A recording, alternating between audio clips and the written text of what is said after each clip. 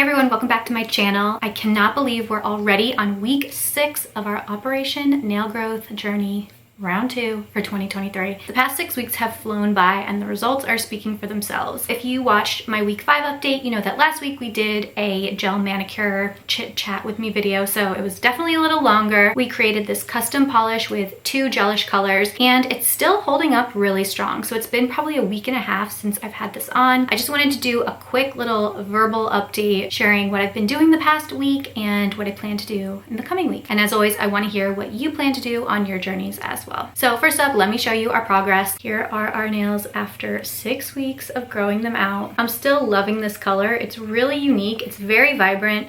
It doesn't really match with most of the outfits that I've been wearing, but it's still a fun summer shade. If you saw the last video, you know that I created it using 2 coats of Gelish's Tickle My Keys and topped it with 2 coats of Tiki Tiki Laranga?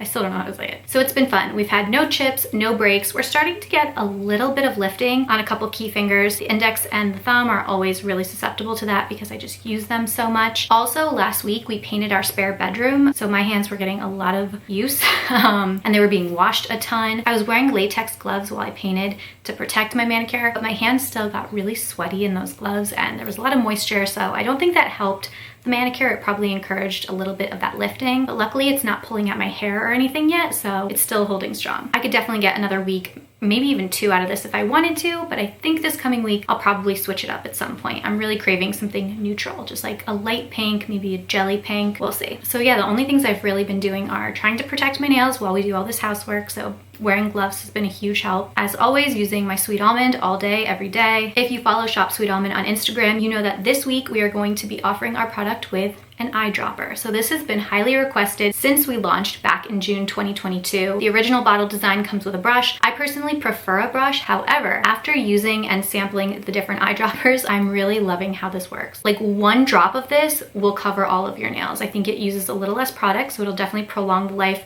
of your product. But the best part about it is that you can transfer this eyedropper. So both of these bottles will be for sale on my website, shopsweetalmond.com, come Monday morning. So you have the choice to either get an eyedropper or a brush, and both of these caps are compatible. So if you already have a bottle at home, feel free to order another one and just move the eyedropper over and use this bottle when you run out. I have some bottles that I've used for years. They really don't expire, so that's a really exciting update. I've been working to get the perfect eyedropper for months and it was so much harder than I thought. So unfortunately, I wanted a white cap and I just couldn't find one. I couldn't find one that fit this specific bottle. It was a little too short, it was a little too narrow, the neck of the bottle was a little too small, so I had to settle for black, which is fine. If I eventually have a manufacturer make white caps for me, we can always upgrade and change that, but I thought the black might be nice because it won't get dirty. These caps are plastic, so they're easy to clean. These are rubber, so if you have any kind of product on your hand, it'll transfer, it'll stain. I could see a white rubber cap getting a lot messier a lot quicker, so I'm not too mad about the black. So anyway, Monday morning, shopsweetalmond.com, get your hands on one of these. They're a limited edition right now just to see how they fare, see if there's enough interest. So there's only so many bottles available, so if you are interested in trying the dropper,